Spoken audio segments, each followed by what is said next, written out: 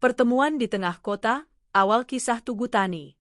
Jakarta sore itu padat, hiruk-pikuk kota menyatu dengan teriknya matahari yang mulai condong ke barat.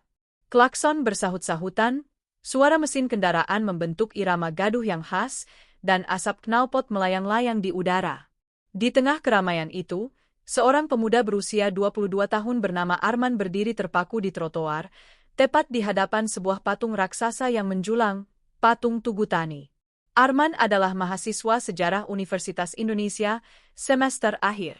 Ia sedang menyusun skripsi tentang monumen perjuangan di Jakarta. Dari semua monumen yang ada, Monas, patung Dirgantara, hingga patung pemuda, ia paling penasaran dengan Tugu Tani. Mengapa? Karena patung ini selalu disebut penuh kontroversi. Ada yang menyebutnya simbol rakyat, ada pula yang mengaitkannya dengan masa kelam 1965. Hari itu, ia memutuskan untuk datang langsung, mengamati patung dengan mata kepalanya sendiri. Ia menatap sosok pria bertelanjang dada yang gagah, memanggul senapan di bahunya, wajahnya menatap lurus penuh tekad. Di sampingnya seorang wanita membawa keranjang berisi bekal makanan, seakan mendampingi perjuangan sang petani. Gambaran sederhana itu justru terasa begitu dalam. Arman bergumam lirih, petani, senapan, wanita yang mendampingi. Apa sebenarnya maksud dari semua ini? Suara serak tiba-tiba terdengar dari samping. Anak muda, kau menatapnya seakan ingin menembus isi kepalanya. Arman terkejut. Ia menoleh, mendapati seorang pria tua dengan rambut memutih, kulit legam penuh keriput, dan mata yang masih tajam seperti elang. Ia memakai kemeja lusuh, celana kain sederhana, dan sandal kulit yang sudah usang. Meski tampak renta, sosok itu memancarkan kewibawaan. Maaf, Pak. Saya hanya sedang mengamati. Saya sedang menulis penelitian tentang sejarah patung ini, jawab Arman sopan. Pria itu tersenyum tipis. Sejarah? Ya? Kalau begitu, mungkin kau beruntung bertemu denganku. Namaku Wirya. Aku ada di sini, di Jakarta, sejak patung itu pertama kali berdiri. Bahkan aku menyaksikan langsung saat Presiden Soekarno meresmikannya. Mata Arman langsung berbinar. Bapak melihat langsung peresmiannya? Tahun 1963. Pak Wirya mengangguk pelan. Benar. Aku masih muda waktu itu. Kau tahu rasanya berdiri di antara ribuan orang, melihat Bung Karno berbicara lantang, lalu patung ini dibuka tirainya? Rasanya, dunia seakan bergetar. Aku tidak pernah lupa. Arman menelan ludah. Ia merasa pertemuan ini bukan kebetulan. Kalau begitu, Bapak pasti tahu kisahnya dari awal. Saya ingin sekali mendengar, Pak, dari mana ide patung ini berasal? Mengapa harus petani? Apa hubungannya dengan perjuangan bangsa? Pak Wirya menatap Arman dalam-dalam. Lalu ia menghela napas, matanya beralih pada patung yang berdiri kokoh di hadapan mereka. Baiklah, kalau kau siap mendengar, mari kubawa kau kembali ke masa itu. Ke Jakarta tahun 1960-an. Sebuah kota yang sedang berubah, di tangan seorang presiden yang mencintai monumen lebih dari siapapun. Suara klakson mendadak terasa jauh. Riuh kendaraan perlahan memudar. Di telinga Arman, suara Pak Wirya seakan menjadi mesin waktu. Ia membayangkan Jakarta lama, jalanan yang belum seramai sekarang, gedung-gedung yang belum menjulang tinggi. Kota itu sedang berbenah, menjadi pusat dari sebuah bangsa muda yang baru merdeka kurang dari 2 dekade. Jakarta kala itu, ucap Pak Wirya, bukan kota yang kau kenal sekarang. Monas belum sepenuhnya berdiri, gedung-gedung tinggi baru dibangun, jalan protokol seperti Tamrin dan Sudirman sedang dibuka. Bung Karno ingin menjadikan Jakarta wajah Indonesia di mata dunia. Kau tahu apa yang beliau katakan? Arman menggeleng pelan. Beliau berkata, bangsa besar harus punya monumen besar. Monumen yang bisa membuat rakyatnya bangga dan orang asing terpesona. Karena itulah, di bawah kepemimpinannya, lahir banyak patung dan tugu. Ada patung Dirgantara di Pancoran, patung pemuda di Senayan, patung selamat datang di Bundaran Hi, dan tentu saja, patung Tugu Tani ini. Arman semakin fokus. Ia merasa sedang mendapat kuliah sejarah langsung di lapangan. Tapi kenapa petani, Pak? Kenapa bukan tentara atau pahlawan terkenal? Tanya Arman penasaran. Pak Wirya tersenyum samar. Itu pertanyaan bagus. Waktu itu, Bung Karno ingin mengingatkan bangsa ini bahwa perjuangan melawan penjajah bukan hanya tugas tentara, tapi juga rakyat jelata. Petani, buruh, pemuda, ibu rumah tangga, semua ikut berkorban. Petani adalah simbol paling murni dari rakyat Indonesia. Mereka sederhana, tapi penuh tekad. Itulah mengapa dipilih petani sebagai ikon. Senjatanya bukan bayonet modern, melainkan senapan sederhana. Dan di sampingnya ada seorang ibu, karena perjuangan tak mungkin berjalan tanpa dukungan perempuan. Arman terdiam, menatap kembali ke arah patung. Kini sosok petani itu seakan hidup. Ia membayangkan ribuan rakyat kecil yang ikut bergerilya, membawa bekal seadanya, menyembunyikan pejuang di rumah mereka. Semua terwakili dalam satu monumen.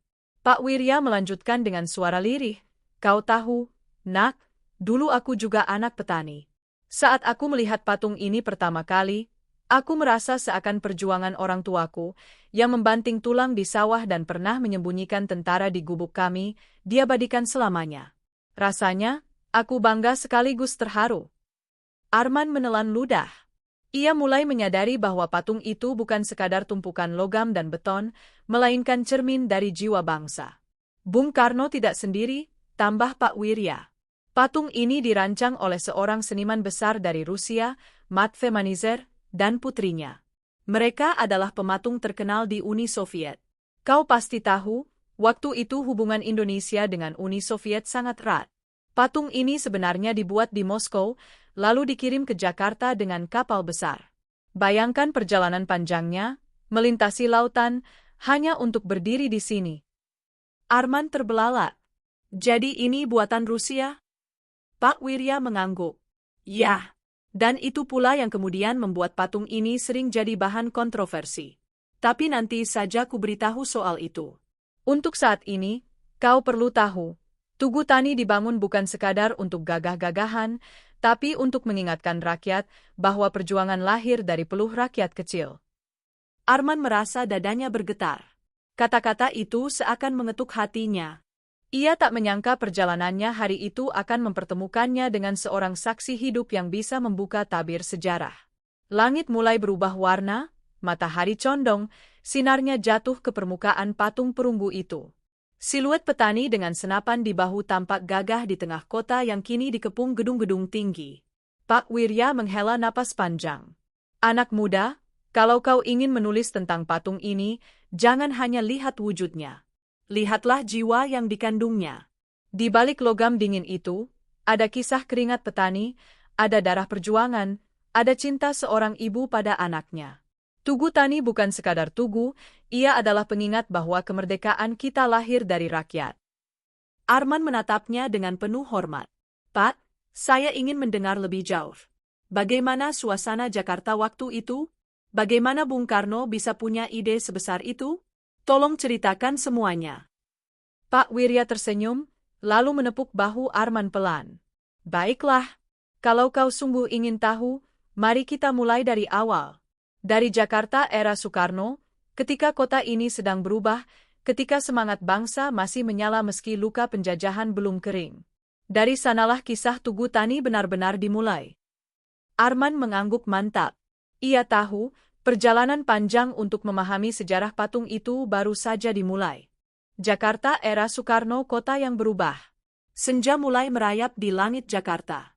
Cahaya oranye keemasan jatuh di sela gedung-gedung tinggi yang berdiri kokoh, membungkus patung Tugu Tani dalam bayangan dramatis.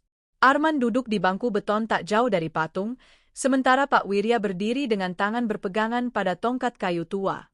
Mereka berdua bagai dua generasi berbeda yang bertemu di tengah pusaran sejarah. Anak muda, ujar Pak Wirya perlahan, kau harus tahu dulu bagaimana Jakarta di masa Bung Karno. Kota ini tidak seperti sekarang. Dulu, ia adalah medan perjuangan untuk membuktikan kepada dunia bahwa Indonesia, negeri muda yang baru merdeka, bisa berdiri sejajar dengan bangsa besar lainnya. Arman mengangguk, matanya tak lepas dari wajah Pak Wirya. Ia siap menyerap setiap kata yang keluar dari mulut sang saksi sejarah itu. Bayangan Jakarta tahun 1960-an pun perlahan tergambar. Jalanan memang belum seramai sekarang, tapi hiruk-pikuk sudah terasa. Becak dan bemo mendominasi lalu lintas, bus kota sesekali lewat dengan penuh sesak, dan di pinggir jalan, pedagang kaki lima menggelar dagangan seadanya. Gedung-gedung mulai bermunculan, Hotel Indonesia yang baru saja berdiri gagah, Gedung Sarinah sebagai pusat perbelanjaan modern pertama, dan proyek-proyek raksasa lain yang digagas langsung oleh Presiden Soekarno. Bung Karno itu, lanjut Pak Wirya, orang yang tidak hanya memimpin sebagai politikus, tapi juga sebagai seniman. Ia selalu bilang, arsitektur adalah jiwa bangsa. Makanya ia ingin Jakarta dipenuhi bangunan dan monumen yang bisa membuat bangsa ini percaya diri. Beliau tidak mau orang asing datang lalu melihat Indonesia sebagai negeri kecil yang miskin dan kalah. Tidak, beliau ingin tamu-tamu asing itu terpesona. Arman menimpali, itu sebabnya banyak patung besar di Jakarta. Ya, Pak? Seperti patung selamat datang di Bundaran HI.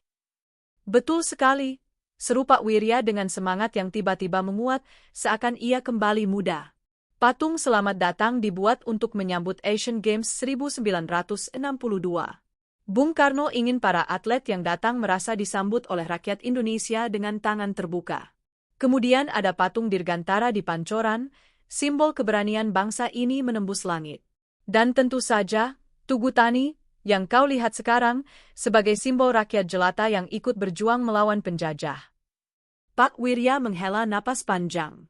Jakarta berubah dengan cepat. Dari kota yang berdebu dan sederhana, ia tumbuh menjadi pusat dunia ketiga. Bung Karno mengundang arsitek asing, bekerja sama dengan seniman dari Uni Soviet, bahkan menjalin hubungan dengan Tiongkok. Beliau ingin Jakarta menjadi kota dunia, bukan sekadar ibu kota biasa. Arman mencoba membayangkan. Ia menutup matanya, meresapi setiap kata. Dalam benaknya, ia melihat Soekarno berdiri di tengah kerumunan, berbicara lantang dengan suara berapi-api, menggerakkan rakyat untuk percaya pada kebesaran bangsanya sendiri. Pak, ujar Arman setelah beberapa lama, kalau begitu, setiap patung itu pasti punya makna khusus, ya? Bukan sekadar hiasan kota. Betul, Nak. Bung Karno selalu menekankan makna. Setiap patung adalah pesan. Ia bilang, monumen itu bukan untuk dilihat mata saja, tapi untuk menyentuh hati. Pak Wirya melanjutkan dengan mata berbinar. Tugu Tani ini, misalnya, ia adalah pengingat bahwa kemerdekaan tidak lahir dari tentara modern atau senjata canggih, tapi dari rakyat yang sederhana. Bung Karno ingin rakyat kecil merasa dihargai. Ia ingin seorang petani di pelosok Jawa, Sumatera, atau Sulawesi melihat patung ini dan berkata, "Itu aku. Aku ikut berjuang. Perjuanganku diakui negara." Arman terdiam, hatinya bergetar. Ia membayangkan ayah dan kakeknya yang juga petani di kampung, membanting tulang di sawah. Mereka mungkin tak pernah mengangkat senjata, tapi keringat mereka adalah bahan bakar perjuangan bangsa. Namun, lanjut Pak Wirya dengan nada lebih serius, kau harus ingat, Nak. Semua ini terjadi dalam suasana politik dunia yang panas. Tahun 1960-an adalah masa Perang Dingin. Indonesia mencoba berdiri di tengah, tapi dekat dengan Blok Timur. Karena itulah Bung Karno bersahabat erat dengan Uni Soviet. Dari situlah lahir banyak proyek, termasuk patung ini. Arman mengernyit. Jadi pembangunan patung juga terkait politik internasional. Ya, tentu. Tak ada yang benar-benar netral. Patung ini memang indah, tapi ia juga simbol kedekatan kita dengan Uni Soviet saat itu. Makanya pematung yang dipilih pun orang Rusia, Matvei Manizer. Ia bukan seniman sembarangan, Nak. Ia adalah pematung besar yang sudah membuat banyak monumen di Moskow. Bayangkan, seorang maestro dunia membuat patung untuk Jakarta. Itu kebanggaan luar biasa. Arman mengangguk pelan, mencoba mencerna. Baginya, ini seperti membuka lembaran sejarah yang tak pernah diajarkan di kelas. Pak Wirya tersenyum samar, lalu berkata, "Aku masih ingat, waktu Bung Karno berbicara di depan rakyat tentang pembangunan monumen. Beliau bilang begini, bangsa yang besar harus berani bermimpi besar. Monumen kita harus membuat rakyat percaya pada kebesaran dirinya." Kata-kata itu membakar semangat kami semua. Bahkan yang sederhana, yang miskin sekalipun, merasa punya andil dalam pembangunan bangsa. Arman menunduk, menulis cepat di buku catatannya. Ia tahu setiap kalimat Pak Wirya adalah emas, bukti hidup dari sebuah zaman yang penuh gairah. Namun, Pak Wirya kemudian menatap patung Tugu Tani dengan mata sayu. Sayangnya, Nak, waktu berubah. Semangat yang berkobar itu tak bertahan lama. Setelah 1965, banyak hal yang dulu dianggap kebanggaan berubah menjadi beban dan stigma. Tugu Tani ini pun terkena dampaknya. Tapi, itu nanti saja kuceritakan. Untuk sekarang, kau perlu tahu bagaimana Jakarta dulu begitu hidup, begitu penuh harapan. Arman menatap wajah Pak Wirya yang dipenuhi keriput. Ia melihat di sana campuran kebanggaan dan kesedihan. Sejarah memang selalu begitu, tak pernah hitam atau putih sepenuhnya. Pak, ujar Arman lirih, saya ingin mendengar lebih banyak tentang bagaimana ide Tugu Tani ini lahir. Siapa yang pertama kali mengusulkan? Bagaimana prosesnya sampai benar-benar berdiri? Pak Wirya tersenyum tipis. Ah, itu cerita panjang, Nak.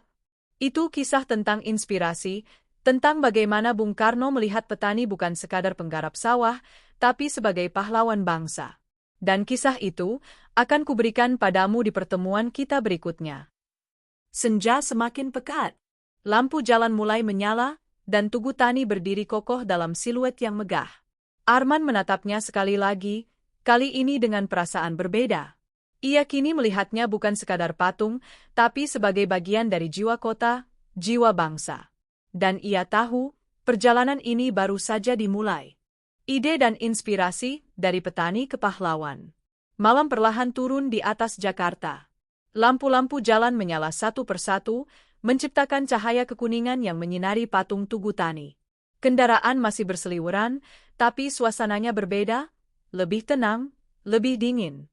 Arman duduk bersila di bangku beton, sementara Pak Wirya kini duduk di sampingnya, tongkat kayu disandarkan ke lutut.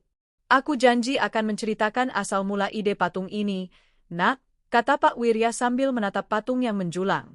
Kau harus tahu, kisahnya bukan hanya tentang seni, tapi juga tentang jiwa bangsa yang baru merdeka. Arman mencondongkan badan, buku catatan dan pena sudah siap di tangannya. Pak Wirya menarik napas dalam, lalu memulai kisahnya. Semua berawal dari Presiden Soekarno sendiri. Bung Karno bukan hanya seorang pemimpin politik, ia juga seorang arsitek, seniman, sekaligus pemimpi.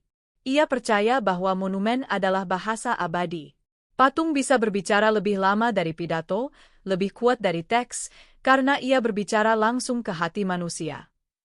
Ia melanjutkan dengan suara bergetar. Setelah Indonesia merdeka tahun 1945, bangsa ini masih berjuang mempertahankan diri.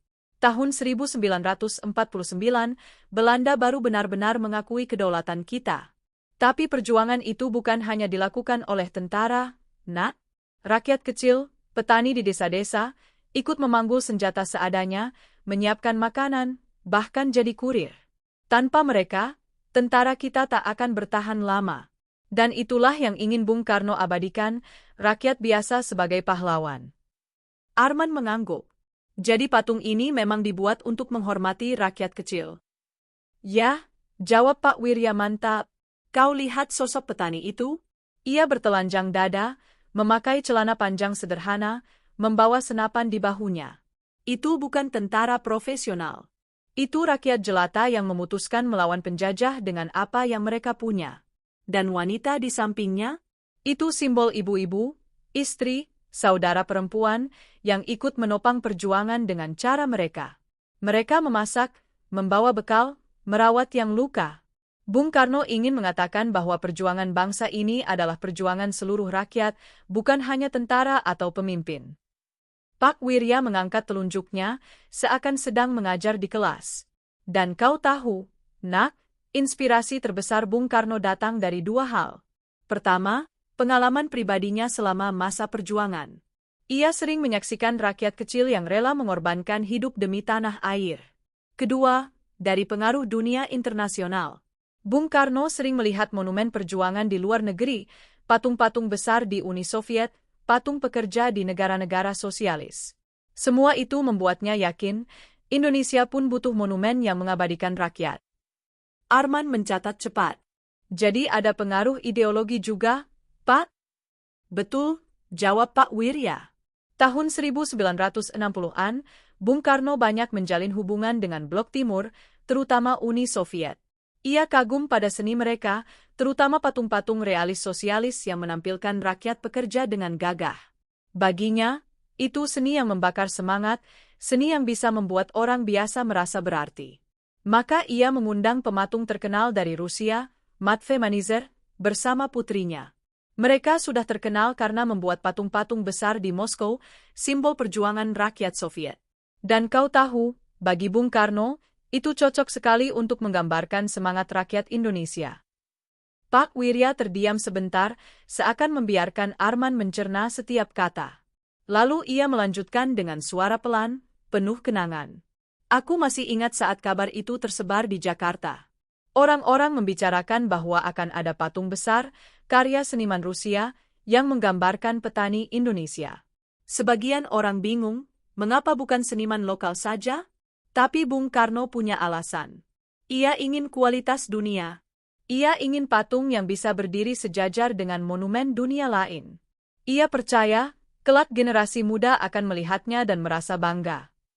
Arman menatap patung itu dengan kagum. Dan hasilnya memang luar biasa. Patung ini sederhana tapi sangat kuat maknanya. Pak Wirya mengangguk. Ya, sederhana tapi penuh jiwa. Lihat bagaimana tangan petani itu menggenggam senjata, wajahnya menatap jauh ke depan, seolah tak gentar menghadapi masa depan. Dan wanita di sampingnya, langkahnya tegap, matanya penuh semangat. Itu bukan sekadar patung, Nak. Itu cerita perjuangan yang dipahat dalam perunggu. Pak Wirya kemudian menghela napas panjang. Tapi, kau harus tahu, Nak, tidak semua orang setuju waktu itu. Ada yang mengatakan bahwa mengabadikan petani dalam patung justru terlalu sederhana, tidak mewakili kemegahan bangsa. Ada pula yang sinis, menganggap itu hanya propaganda politik. Namun Bung Karno tidak peduli. Ia percaya pada visinya. Ia ingin setiap rakyat yang melihat patung ini merasa bahwa mereka bagian dari sejarah bangsa. Arman merenung. Kalau saya pikir, justru itu yang membuat patung ini berbeda, Pak. Biasanya monumen dibuat untuk menghormati tokoh besar atau peristiwa besar. Tapi Tugu Tani menghormati rakyat kecil. Itu luar biasa. Betul sekali, sahut Pak Wirya dengan wajah berbinar. Itulah kejeniusan Bung Karno. Ia tahu bahwa bangsa ini tidak akan merdeka tanpa rakyat kecil. Tentara boleh berperang, pemimpin boleh berpidato, tapi rakyatlah yang memberi makan, menyembunyikan, dan mendukung. Tugu Tani adalah monumen untuk mereka. Arman menulis kalimat besar di catatannya, Tugu Tani adalah penghormatan kepada rakyat kecil yang ikut berjuang untuk kemerdekaan. Ia tahu kalimat itu akan menjadi inti skripsinya. Pak Wirya menatap langit malam yang semakin gelap. Nak, aku masih ingat bagaimana rakyat menyambut gagasan itu dengan bangga. Kami merasa dihargai. Aku sendiri, yang waktu itu hanyalah pemuda biasa dari keluarga petani, merasa seakan perjuangan keluargaku diakui. Ayahku dulu pernah ikut mengantar makanan untuk pasukan gerilya di kampung kami. Melihat patung ini, aku merasa pengorbanan ayahku tidak sia-sia. Arman menelan ludah, merasakan getaran dalam suara Pak Wirya. Sejarah yang ia baca di buku ternyata benar-benar hidup di hadapannya. Suasana sekitar Tugu Tani mulai sepi. Jalanan masih ramai, tapi bangku tempat mereka duduk kini hanya berisi 2 orang itu. Patung berdiri tegak, bayangannya jatuh panjang di bawah sinar lampu jalan. Pak, kata Arman, jadi setelah idenya lahir, bagaimana proses pembangunannya? Bagaimana patung ini bisa sampai ke Jakarta? Pak Wirya tersenyum tipis, seakan sudah menduga pertanyaan itu. Itu kisah lain yang panjang, Nak. Kisah tentang perjalanan patung ini dari Moskow ke Jakarta, tentang kerjasama antara 2 negara, tentang harapan yang begitu besar. Dan itu akan kuceritakan padamu, besok, saat kita bertemu lagi. Arman menghela napas, antara kecewa dan bersemangat. Ia tahu cerita itu pasti menarik. Ia menutup bukunya, lalu berdiri bersama Pak Wirya. Patung Tugu Tani tetap tegak di tengah hiruk-pikuk kota, menjadi saksi bisu perbincangan mereka. Dan di hati Arman, tumbuh tekad baru. Ia harus menulis sejarah ini dengan sungguh-sungguh, agar generasi setelahnya tidak melupakan makna patung yang sederhana namun penuh jiwa ini. Proses pembangunan dari Moskow ke Jakarta. Udara malam Jakarta semakin pekat. Suara kendaraan masih menderu di sekitar Jalan Menteng Raya, tapi suasana terasa lebih lengang. Lampu-lampu kota menyoroti wajah-wajah yang lewat, dan patung Tugu Tani berdiri gagah, seolah menyimak percakapan dua generasi yang masih bertahan di dekatnya. Arman menutup bukunya sebentar, menatap wajah Pak Wirya yang penuh garis usia. Ia merasa seperti murid yang sedang mendengarkan gurunya bercerita, hanya saja gurunya adalah saksi hidup dari sebuah zaman yang sudah jauh berlalu. "Pak," ujar Arman dengan nada penuh harap, "tadi Bapak bilang patung ini dibuat di Moskow. Saya ingin tahu bagaimana prosesnya. Bagaimana bisa sebuah patung yang begitu besar dibuat di negeri jauh, lalu berdiri di tengah Jakarta?" Pak Wirya tersenyum, matanya berkilat seperti menyimpan rahasia besar. Ia menyandarkan tubuhnya, lalu mulai berbicara dengan nada pelan namun jelas. Semua bermula dari hubungan Indonesia dengan Uni Soviet pada awal 1960-an. Kau tahu, Nak, dunia waktu itu sedang diliputi ketegangan Perang Dingin. Ada blok Barat yang dipimpin Amerika Serikat, ada blok Timur yang dipimpin Uni Soviet. Indonesia, di bawah Bung Karno, memilih berdiri di jalur sendiri, politik bebas aktif. Tapi meski begitu, Bung Karno punya kedekatan khusus dengan Uni Soviet. Arman mengangguk. Ia memang pernah membaca tentang itu, tentang pinjaman besar-besaran dari Uni Soviet untuk membangun infrastruktur dan proyek-proyek raksasa di Indonesia. Pak Wirya melanjutkan. Bung Karno kagum pada seni dan teknologi Soviet. Ia tahu bahwa Soviet punya tradisi membuat monumen raksasa untuk rakyatnya. Maka, ketika ide membangun patung Tugu Tani lahir, ia langsung menghubungi salah satu pematung terbesar di sana, Matvei Manizer. Ia bukan orang sembarangan. Ia dikenal sebagai pemahat rakyat di Soviet. Karyanya banyak menghiasi Moskow, penuh dengan semangat perjuangan rakyat. Lalu, apakah Manizer langsung setuju? Tanya Arman. Ya. Bahkan, Manizer dan putrinya langsung tertarik. Mereka datang ke Indonesia beberapa kali untuk melihat langsung wajah rakyat. Mereka mengamati petani di sawah, buruh di pabrik, bahkan berbincang dengan keluarga sederhana. Itu yang membuat patung ini tampak hidup, Nak. Karena meski dibuat di Moskow, inspirasinya lahir dari rakyat Indonesia sendiri. Arman tercengang. Jadi, mereka benar-benar datang ke sini? Tentu saja, jawab Pak Wirya sambil tersenyum.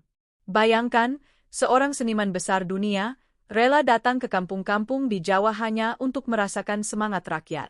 Ia ingin memastikan bahwa patung ini benar-benar mencerminkan jiwa bangsa Indonesia. Pak Wirya kemudian menambahkan detail yang membuat Arman semakin kagum. Patung itu, Nak, dibuat dari perunggu dengan teknik pengecoran modern yang dimiliki Soviet. Butuh waktu berbulan-bulan untuk menyelesaikannya. Patung itu tingginya 8 meter, ditambah alasnya, hingga tampak menjulang.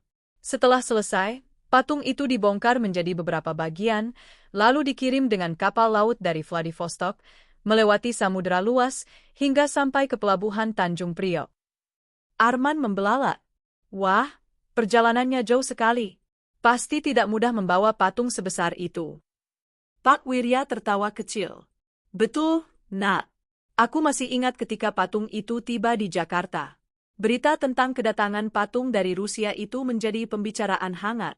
Sebagian rakyat merasa bangga, sebagian lagi bingung, bahkan ada yang curiga. Tapi di tengah semua itu, Bung Karno tetap teguh.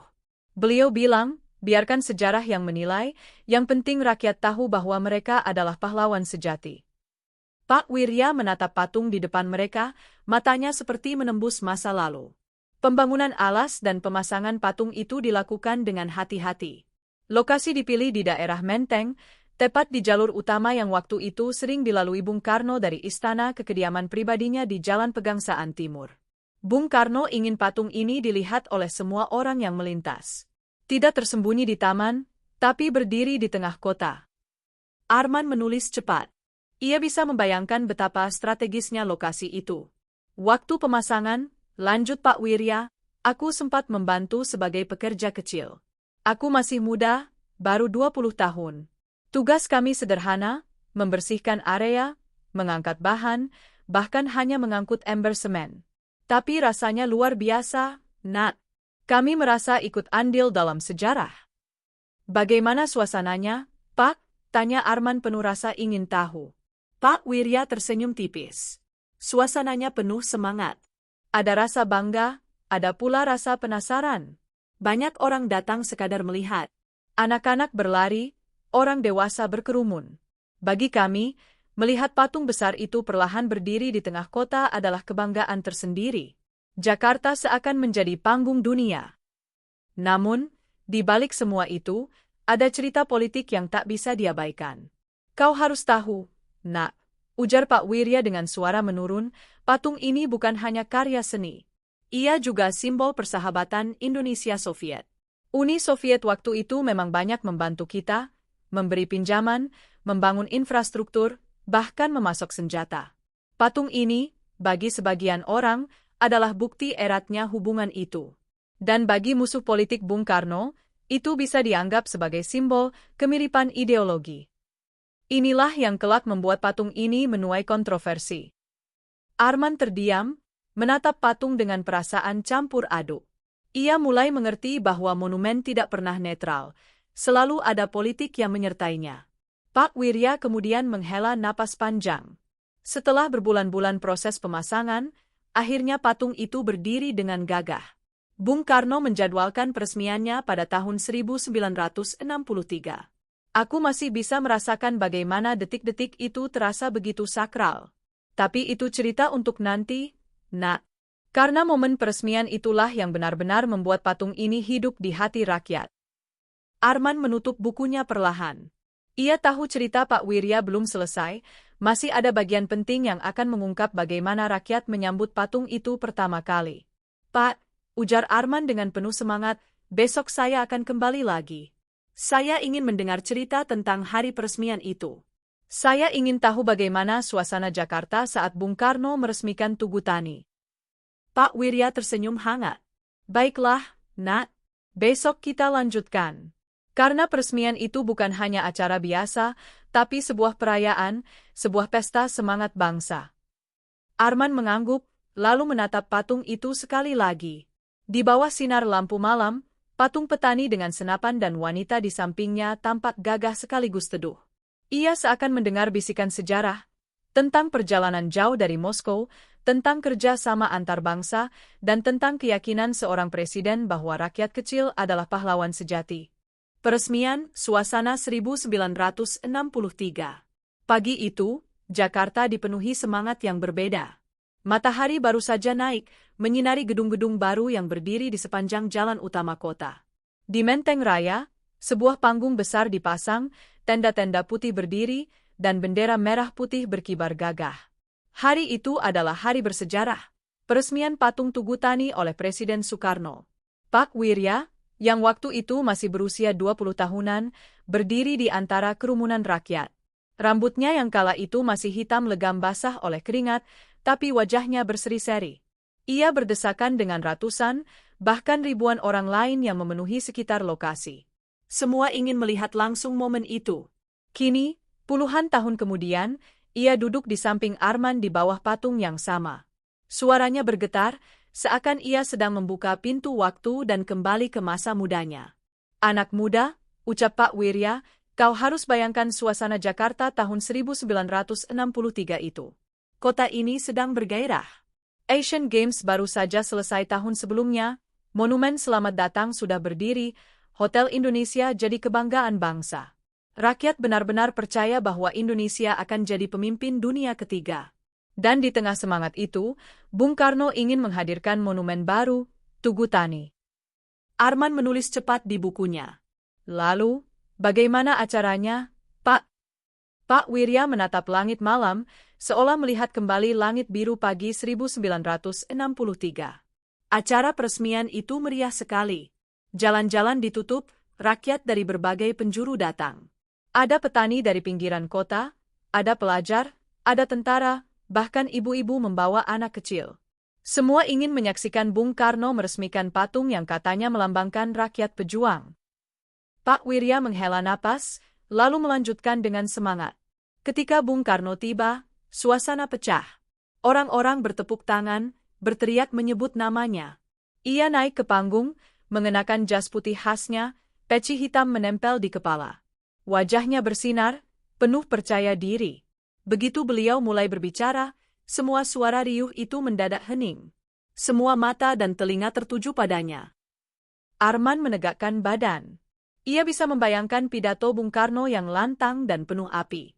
Bung Karno berkata, "Kurang lebih begini," ujar Pak Wirya, menirukan gaya berapi-api sang presiden. "Monumen ini bukan sekadar patung. Ini adalah lambang rakyat Indonesia yang tidak gentar, yang berani, yang rela berjuang demi kemerdekaan. Tugu ini adalah penghormatan kepada petani, buruh, dan kaum ibu yang bahu-membahu melawan penjajahan." Suara Pak Wirya bergetar, matanya berkaca-kaca. "Saat itu, Nak, aku merinding." Bung Karno melanjutkan, "Kalau bukan karena rakyat kecil, tidak mungkin Indonesia merdeka. Kalau bukan karena petani yang memberi makan, buruh yang bekerja keras, ibu yang memberi semangat, tentara tidak bisa bertahan. Inilah monumen untuk kalian semua, untuk rakyat Indonesia." Arman ikut tergetar mendengarnya. Meski hanya ditirukan puluhan tahun kemudian, semangat pidato itu terasa nyata. Pak Wirya melanjutkan. Setelah pidato selesai, Bung Karno berjalan mendekati patung yang ditutup kain besar.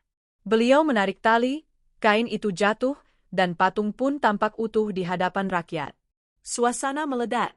Orang-orang bertepuk tangan, bersorak, ada yang menangis. Aku sendiri merasa seakan melihat sejarah hidup di depan mata. Arman menatap patung itu dengan kagum. "Pasti luar biasa, Pak. Rasanya seperti menyaksikan lahirnya simbol bangsa." "Betul sekali, Nak," jawab Pak Wirya. "Bagi kami yang hadir, patung itu bukan sekadar tumpukan perunggu. Ia adalah cermin dari kami sendiri. Aku ingat ada seorang ibu di dekatku, ia memeluk anaknya erat sambil berkata, 'Nak, lihat itu. Itu lambang kita. Jangan lupa, kita juga pahlawan.' Kata-kata itu menancap dalam hatiku." Pak Wirya menghela napas panjang. Suaranya menurun, tapi masih penuh semangat. Setelah peresmian, rakyat berbondong-bondong datang ke sini setiap hari. Ada yang hanya ingin melihat, ada yang berfoto, ada yang sekadar duduk di dekatnya. Tugu Tani menjadi kebanggaan Jakarta, kebanggaan bangsa. Bahkan koran-koran asing menulis tentangnya. Mereka menyebut Indonesia sebagai bangsa muda yang penuh percaya diri. Arman menulis dengan cepat, matanya berbinar. Jadi, pada saat itu, tidak ada kontroversi. Pak Wirya tersenyum getir. "Ah, di hari peresmian itu, semua hanya kebanggaan. Tidak ada yang memikirkan hal lain. Tapi kau tahu, sejarah tidak berhenti di satu hari. Beberapa tahun kemudian, situasi berubah drastis. Patung yang hari itu diagungkan, kemudian dituduh bermuatan politik tertentu. Tapi itu nanti saja kuberitahu. Untuk saat peresmian, yang ada hanya rasa bangga." Arman menutup bukunya sejenak, lalu menatap patung itu. Di bawah lampu jalan, sosok petani bertelanjang dada dengan senapan di bahunya tampak gagah. Wanita di sampingnya terlihat penuh semangat. Ia bisa membayangkan bagaimana rakyat tahun 1963 bersorak saat pertama kali melihatnya. "Pak," kata Arman dengan suara lirih, "saya merasa seperti bisa merasakan suasana hari itu. Seolah saya ikut berdiri di antara kerumunan." Pak Wirya menepuk bahunya. "Itulah kekuatan sejarah, Nak. Ia bisa membuatmu hidup kembali di masa lalu. Dan itulah tujuan Bung Karno membangun patung ini, agar generasi setelahnya tidak lupa, agar kalian bisa merasakan semangat yang sama." Hening sejenak menyelimuti mereka. Suara lalu lintas masih terdengar, tapi terasa jauh. Arman menatap patung itu lebih lama, membiarkan bayangan pidato Bung Karno bergema di telinganya. Ia tahu, monumen ini bukan sekadar benda mati, melainkan suara rakyat yang diabadikan dalam perunggu. Pak Wirya kemudian berkata dengan nada rendah, "Tapi, Nak, kebanggaan itu tidak bertahan lama.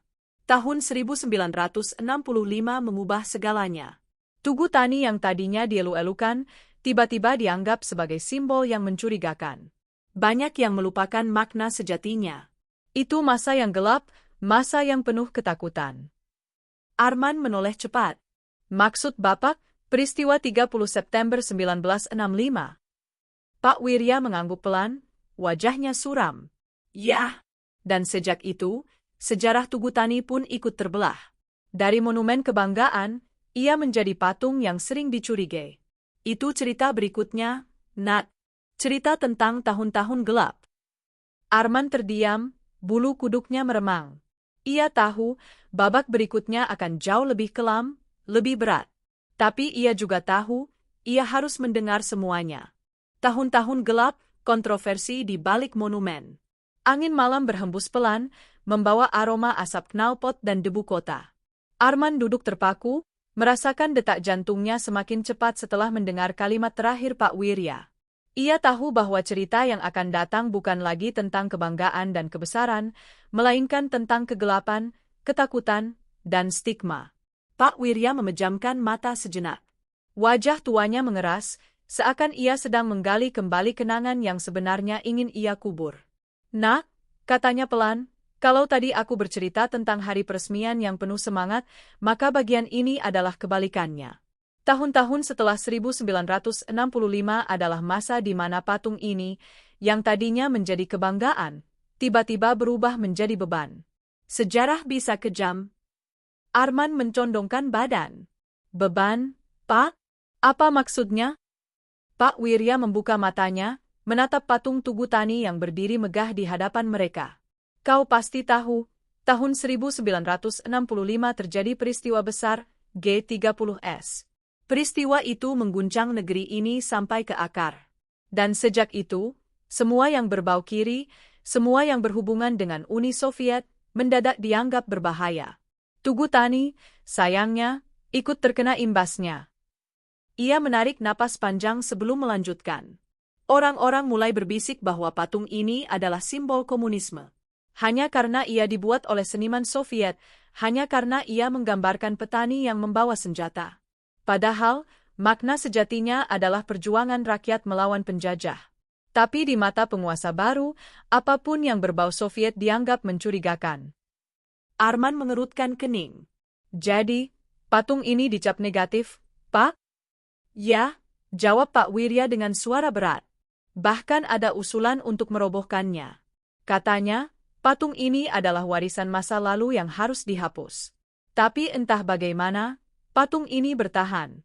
Mungkin karena ia sudah berdiri kokoh, mungkin juga karena sebagian orang masih percaya pada makna aslinya. Namun sejak itu, Tugu Tani tak lagi dipandang dengan rasa bangga. Ia dipandang dengan curiga, bahkan dengan takut. Pak Wirya menunduk, menatap tangannya yang gemetar. Aku masih ingat, Nak, tahun 1966 hingga 1967, suasana di Jakarta penuh ketakutan. Banyak orang hilang, banyak keluarga tercerai-berai. Aku sendiri harus berhati-hati. Jangan sampai salah bicara, salah langkah. Kalau ada orang melihat kau duduk terlalu lama di dekat patung ini, bisa saja kau dicurigai simpatisan komunis. Bayangkan, sebuah patung perjuangan rakyat justru jadi sumber ketakutan. Arman terhenyak. Astaga, sampai segitunya, Pak? Pak Wirya mengangguk. Ya. Bahkan, anak-anak sekolah diajarkan untuk berhati-hati kalau bicara soal patung ini. Buku-buku sejarah nyaris tidak menyebutnya. Seakan patung ini tidak pernah ada. Aku pernah mendengar seorang guru sejarah berbisik kepada muridnya, jangan terlalu banyak tanya tentang Tugu Tani, nanti kau bisa celaka. Itulah betapa kuatnya bayang-bayang politik di masa itu. Arman menatap patung di hadapannya. Kini ia melihatnya dengan perasaan berbeda. Bayangan petani dengan senapan di bahunya bukan hanya simbol perjuangan, tapi juga saksi bisu dari ketakutan rakyat. Pak, ujar Arman pelan, apakah ada orang yang membela patung ini waktu itu? Pak Wirya tersenyum getir. Ada, tapi mereka tidak bisa bicara keras-keras. Beberapa sejarawan dan seniman mencoba mengingatkan makna aslinya, bahwa ini monumen untuk rakyat. Tapi suara mereka kalah oleh arus besar politik. Yang lebih keras selalu menang, Nak.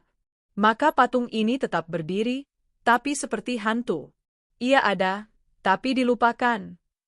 Pak Wirya kemudian bercerita tentang momen pribadinya. Aku masih ingat satu peristiwa tahun 1970-an. Aku lewat di sini bersama anakku yang masih kecil. Ia bertanya padaku, "Ayah, patung itu patung apa?" Aku terdiam. Aku ingin menjawab jujur bahwa itu adalah lambang rakyat pejuang. Tapi aku takut. Jadi aku hanya berkata, "Itu patung orang tua dengan anaknya." Aku masih ingat tatapan bingung anakku. Itulah betapa kuatnya ketakutan waktu itu. Arman merasakan dadanya sesak. Ia bisa membayangkan dilema seorang ayah yang harus menyembunyikan kebenaran dari anaknya demi keselamatan. Pak Wirya melanjutkan dengan suara lirih. Namun, meski dibungkam, makna patung ini tidak pernah benar-benar mati. Ada orang-orang yang tetap menghargainya dalam diam. Misalnya, para petani yang datang ke Jakarta kadang singgah di sini. Mereka berbisik satu sama lain, "Itu patung kita." Walau tak berani lantang, mereka tetap merasa bangga. Aku sering melihat ibu-ibu yang lewat tersenyum kecil, seakan mereka tahu patung itu adalah tentang mereka. Arman menatap patung dengan perasaan campur aduk, kagum, sedih, sekaligus marah. Jadi patung ini adalah korban politik juga, ya, Pak?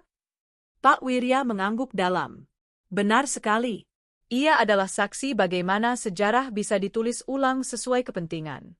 Tapi meski begitu, ia tetap bertahan. Tidak dirubuhkan, tidak diganti.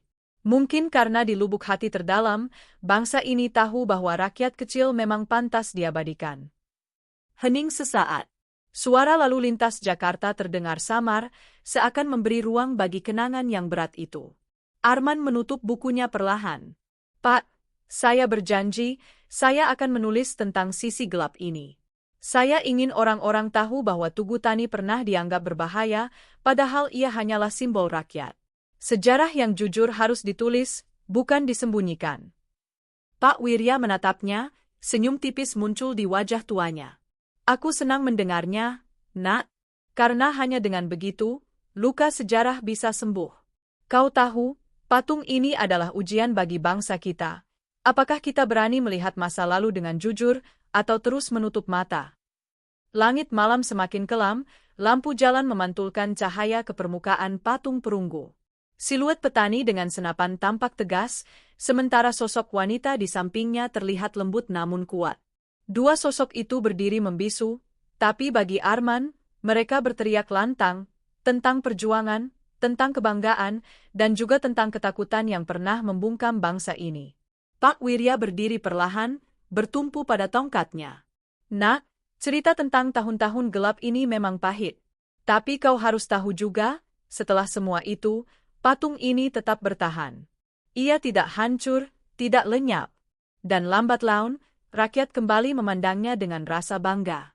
Itu yang akan kuceritakan padamu besok, bagaimana Tugu Tani bertahan sebagai simbol rakyat kecil." Arman mengangguk mantap. Ia tahu, perjalanan sejarah patung ini belum selesai. Dari kebanggaan, jatuh ke kegelapan, lalu bangkit lagi. Ia tidak sabar untuk mendengar kelanjutan kisahnya. Patung yang bertahan, simbol rakyat kecil. Pagi menjelang ketika Arman kembali ke patung Tugu Tani.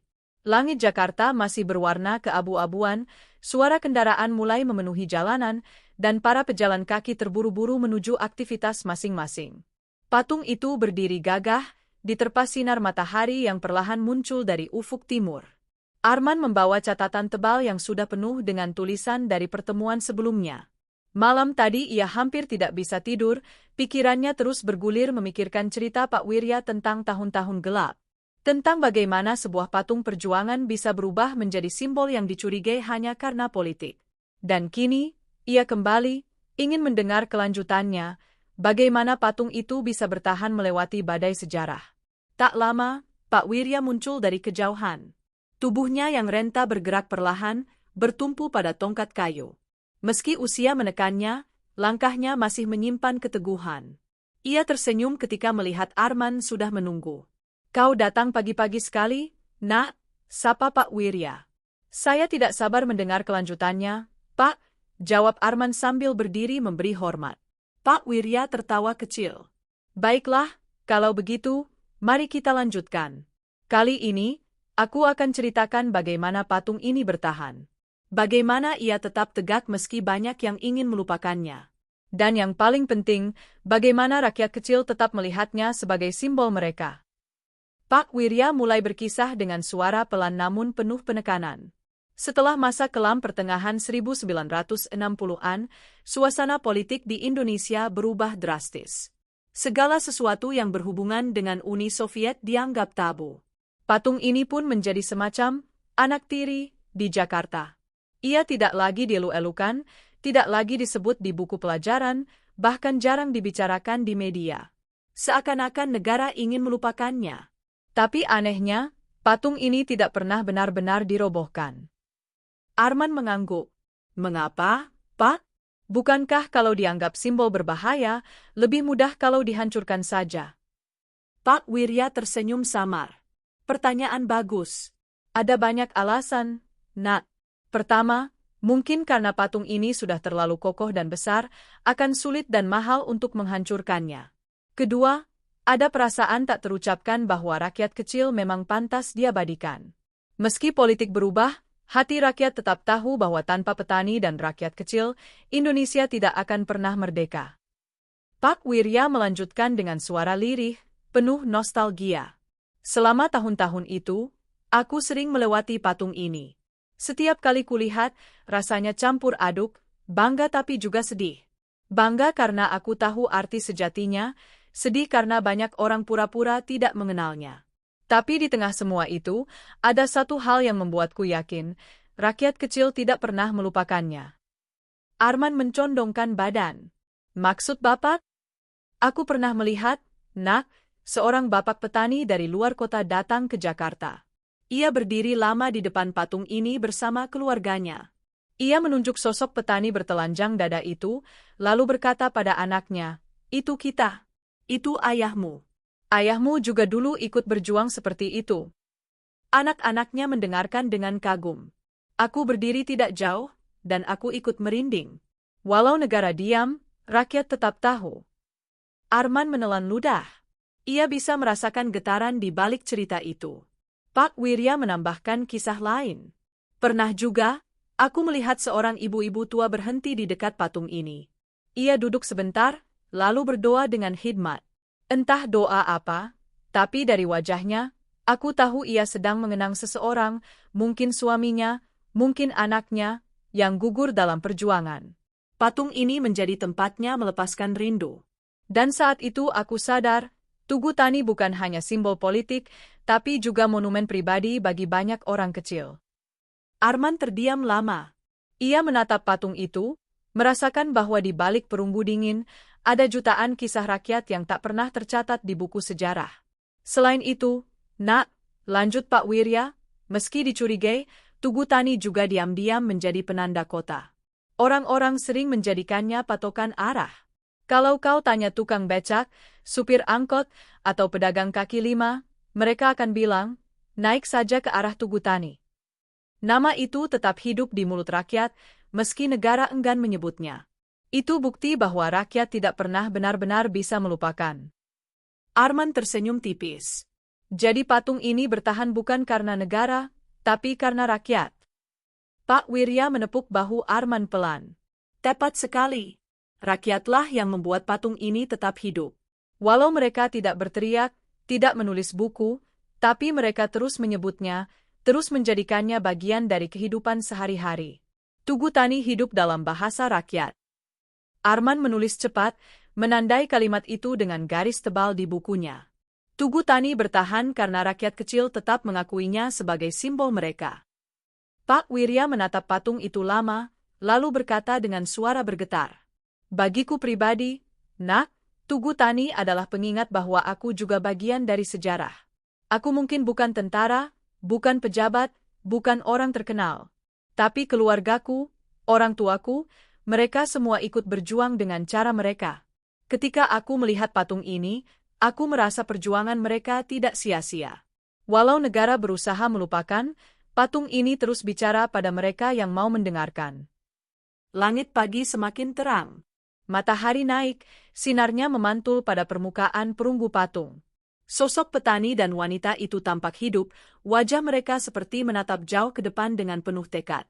Arman menutup bukunya sebentar, lalu berkata dengan suara pelan, "Pak, saya merasa seolah patung ini memiliki nyawa. Ia menolak dilupakan, menolak dirobohkan. Ia berdiri bukan hanya karena beton dan logam, tapi karena semangat rakyat yang menopangnya." Pak Wirya tersenyum. "Kau benar, Nak. Itulah sebabnya sampai hari ini patung ini masih berdiri." Ia adalah simbol yang keras kepala, sama keras kepalanya dengan rakyat kecil yang tidak pernah menyerah. Hening menyelimuti mereka sejenak. Lalu Pak Wirya berkata, "Tapi, Nak, waktu terus berjalan. Jakarta berubah cepat. Gedung-gedung pencakar langit tumbuh, jalanan semakin padat, dan kehidupan semakin sibuk. Patung ini kadang terlupakan di tengah gemerlap kota. Generasi muda banyak yang tidak tahu maknanya." Itu kisah berikutnya, bagaimana Tugu Tani di era modern kadang hanya jadi patokan jalan, bukan lagi simbol perjuangan. Arman mengangguk, matanya serius. Ia tahu, bagian selanjutnya akan membawanya pada refleksi tentang bagaimana sejarah bisa memudar di tengah modernitas. Tugu Tani di era modern, antara lupa dan ingat. Siang itu, matahari Jakarta memancarkan teriknya tanpa ampun. Asap knalpot dan debu beterbangan, bercampur dengan hiruk-pikuk kendaraan yang tak pernah berhenti. Gedung-gedung pencakar langit menjulang, kaca-kacanya memantulkan cahaya seperti cermin raksasa.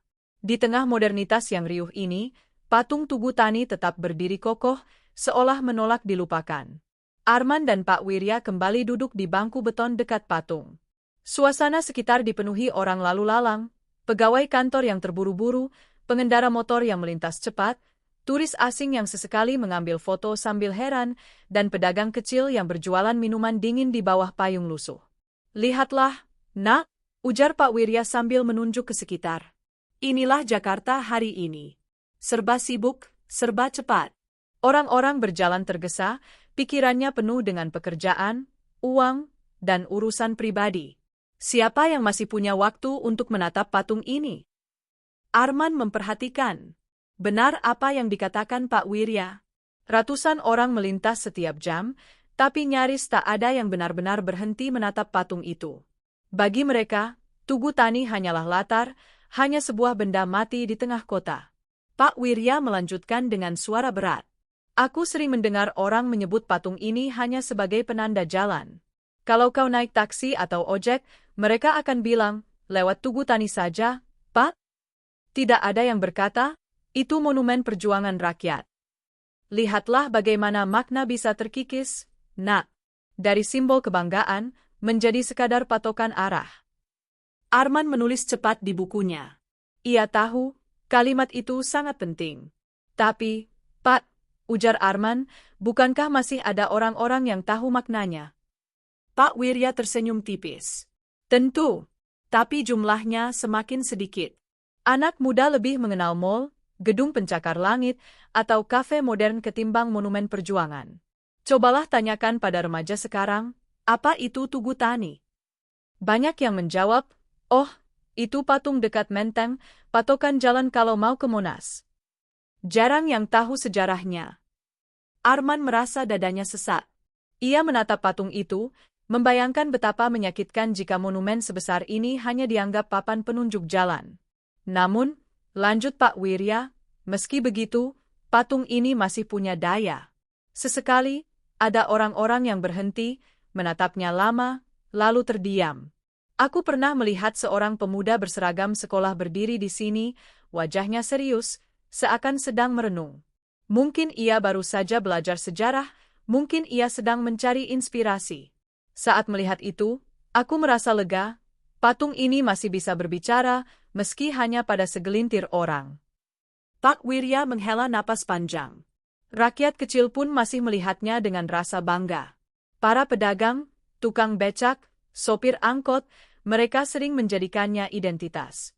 Aku pernah mendengar seorang tukang becak berkata pada penumpangnya, "Saya mangkal di dekat pahlawan Tani, Bu." Kata-kata itu membuatku terharu. Walau sederhana, itu tanda bahwa patung ini tetap hidup di hati mereka. Arman tersenyum. Jadi meski banyak yang lupa, Patung ini masih punya tempat di hati sebagian orang. Ya, jawab Pak Wirya mantap. Dan itulah yang membuatnya bertahan sampai sekarang. Meski tidak lagi diagungkan, meski sering dilupakan, Tugu Tani tetap punya roh. Ia tidak pernah benar-benar mati. Arman menatap sekitar. Suara kendaraan, teriakan pedagang, langkah orang-orang yang terburu-buru, semua itu kontras dengan keheningan patung yang tegak membisu. Ia membayangkan, mungkin patung ini sering ingin berteriak, "Hei, jangan lupakan aku. Aku adalah kalian. Aku adalah sejarahmu." Tapi suara itu tenggelam oleh kebisingan kota. "Pak," kata Arman pelan, "saya merasa seolah patung ini seperti orang tua yang dilupakan anak-anaknya. Dulu ia disanjung, dihormati, tapi sekarang hanya dianggap ada. Padahal tanpa orang tua itu, anak-anak takkan pernah lahir." Pak Wirya menatap Arman dengan mata berbinar. "Kau benar sekali, Nak. Itulah gambaran yang tepat. Tugu Tani adalah orang tua yang sabar, berdiri tegak meski dilupakan. Ia tidak marah, tidak menuntut, hanya menunggu generasi muda kembali mengingat." Hening sejenak. Hanya suara kota yang terus bergema. Lalu Pak Wirya berkata, "Tapi aku percaya, Nak, suatu saat nanti generasi muda akan kembali mencari makna. Karena dalam dunia yang serba cepat dan sibuk, orang akan rindu pada akar mereka. Dan ketika mereka mencari akar, patung ini akan kembali berbicara. Ia akan berkata, 'Kau berasal dari rakyat kecil, dari perjuangan sederhana, jangan pernah lupa.'" Arman menutup bukunya pelan. Ia menatap patung itu lama, merasa seakan kedua sosok perunggu, petani dengan senapan dan wanita di sampingnya, sedang menatap balik kepadanya, memberi pesan yang hanya bisa didengar dengan hati. Matahari semakin tinggi, panas mulai menyengat. Orang-orang makin banyak berlalu lalang. Namun bagi Arman, suasana justru terasa hening. Ia merasa berada di ruang yang terpisah dari hiruk-pikuk kota. Pak Wirya menepuk bahunya. "Nak, kau sudah mendengar banyak tentang sejarah patung ini. Dari kelahiran, kebanggaan, kegelapan, hingga bagaimana ia bertahan. Tinggal satu hal lagi yang perlu kau dengar, warisan. Apa artinya bagi kita sekarang, dan apa yang harus kita lakukan agar sejarah ini tidak hilang?" Arman mengangguk serius. "Ya, Pak. Saya ingin mendengar semuanya. Saya ingin tahu bagaimana kita bisa menjaga warisan ini untuk generasi berikutnya." Pak Wirya tersenyum. "Baiklah, itu akan menjadi kisah terakhir. Kisah tentang warisan yang tak boleh hilang." Patung itu berdiri membisu di belakang mereka, tapi bagi Arman, ia sudah tidak lagi sekadar benda mati. Ia adalah saksi, guru, sekaligus pengingat. Dan ia tahu, pertemuan berikutnya dengan Pak Wirya akan menjadi penutup yang penuh makna. Warisan yang tak boleh hilang. Senja turun perlahan di Jakarta. Langit mulai berwarna jingga, burung-burung terbang kembali ke sarang, dan bayangan gedung pencakar langit memanjang di jalan-jalan kota. Di tengah hiruk-pikuk itu, patung Tugu Tani tetap berdiri tegak, siluetnya tampak gagah diterpa cahaya sore. Arman dan Pak Wirya duduk berdampingan di bangku beton yang sama, seperti hari-hari sebelumnya. Suasana terasa lebih hening, seakan kota pun tahu bahwa percakapan mereka hari ini akan menjadi penutup dari sebuah kisah panjang.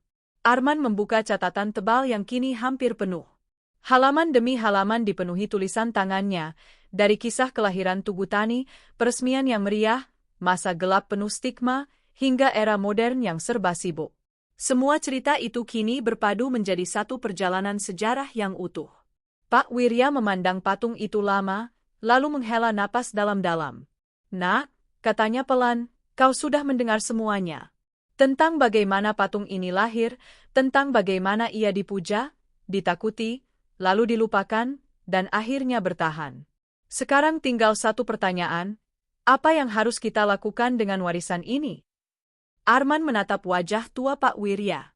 Ia melihat keriput yang dalam, mata yang mulai berkabut, tapi juga semangat yang tidak padam.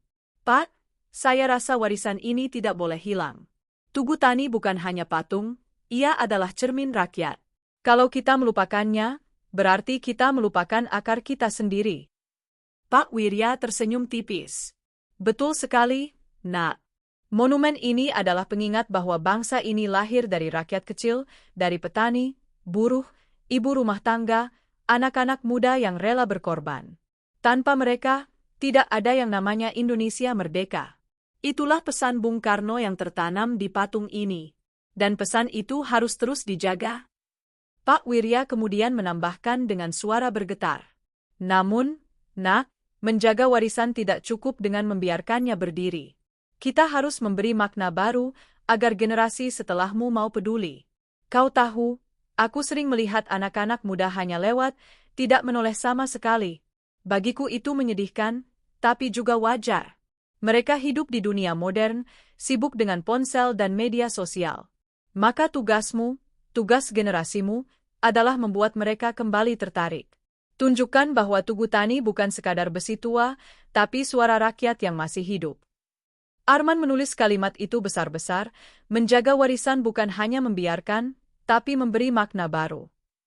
Matahari semakin condong, sinarnya jatuh tepat di wajah patung petani. Sorot mata perunggu itu tampak tajam, seolah menembus waktu. Arman menatapnya lama, lalu berkata, "Pak, saya merasa patung ini sedang menatap saya." Seolah ia berkata, "Jangan lupakan aku. Jangan lupakan kami." Pak Wirya mengangguk pelan. "Itu bukan perasaanmu saja, Nak. Banyak orang yang peka akan merasakannya. Patung ini memang berbicara. Ia berbicara tanpa suara, tapi dengan jiwa. Ia meminta agar rakyat tidak melupakan perjuangan mereka sendiri." Pak Wirya kemudian terdiam sejenak sebelum melanjutkan dengan suara penuh haru. "Aku sudah tua, Nak. Hidupku tidak lama lagi. Tapi aku lega karena ada anak muda seperti kau yang mau mendengarkan. Karena cerita ini harus diteruskan. Jangan sampai generasi setelahmu hanya mengenal Tugu Tani sebagai penanda jalan. Mereka harus tahu makna sejatinya bahwa kemerdekaan lahir dari rakyat kecil." Arman merasakan matanya panas. Ia menutup bukunya, lalu menatap Pak Wirya dengan penuh hormat. "Pak, saya janji, saya akan menulis ini dengan sejujur-jujurnya. Saya akan membuat orang-orang tahu kembali siapa Tugu Tani. Saya akan menjadikannya bukan sekadar skripsi, tapi juga cerita yang bisa dibaca banyak orang. Saya akan meneruskan warisan ini." Pak Wirya tersenyum, kali ini lebih lebar. "Itulah yang kumaksud, Nak. Warisan bukan hanya benda, tapi juga cerita. Dan cerita itu hanya hidup kalau ada yang mau menceritakannya." Senja makin pekat. Lampu jalan menyala satu persatu, menyinari patung Tugu Tani yang kini tampak megah dalam cahaya kuning keemasan. Suasana terasa hikmat, seakan seluruh kota memberi penghormatan pada monumen itu. Arman berdiri, lalu menatap patung itu sekali lagi. "Pak, saya rasa Tugu Tani bukan hanya milik Jakarta. Ia milik seluruh Indonesia. Karena rakyat kecil ada di mana-mana, dan merekalah pahlawan sejati." Pak Wirya bangkit perlahan dengan tongkatnya, menatap Arman dengan mata yang berkaca-kaca. "Kau benar, Nak. Tugu Tani adalah cermin bangsa. Selama ia berdiri, ia akan terus mengingatkan kita. Dan selama ada yang mau mendengar ceritanya, ia tidak akan pernah mati." Mereka berdua berdiri dalam diam, menatap patung itu. Sosok petani dengan senapan di bahunya, tegap dan berani. Sosok wanita di sampingnya, penuh keteguhan dan kasih. Dua sosok itu bukan sekadar pahatan perunggu, melainkan jiwa bangsa yang terpatri selamanya. Arman merasa perjalanan ini telah mengubah dirinya. Ia datang sebagai mahasiswa yang penasaran, tapi pulang sebagai pewaris cerita. Ia tahu, tugasnya kini bukan hanya menulis, tapi juga menyebarkan. Angin malam kembali bertiup, membawa suara kota yang tidak pernah tidur. Tapi di hati Arman, suara yang terdengar hanyalah bisikan Tugu Tani. "Kami adalah kalian. Jangan pernah lupakan kami." Arman mengangguk pelan, lalu menutup catatannya dengan mantap. Ia tahu, perjalanannya bersama Pak Wirya sudah selesai. Namun perjalanan sejarah Tugu Tani akan terus berlanjut, selama masih ada orang yang mau mendengar dan menceritakan. Dan malam itu, di bawah cahaya lampu kota Jakarta, Tugu Tani berdiri tegak sebagai warisan yang tak boleh hilang. Patung Tugu Tani bukan sekadar monumen di tengah hiruk-pikuk Jakarta. Ia adalah suara rakyat kecil yang diabadikan dalam perunggu, petani yang memanggul senjata, perempuan yang setia mendampingi. Dari peresmian yang penuh kebanggaan, melewati tahun-tahun gelap penuh stigma, hingga kini berdiri kokoh di tengah modernitas yang sibuk, Tugu Tani tetap menjadi pengingat bahwa kemerdekaan lahir dari pengorbanan sederhana rakyat biasa.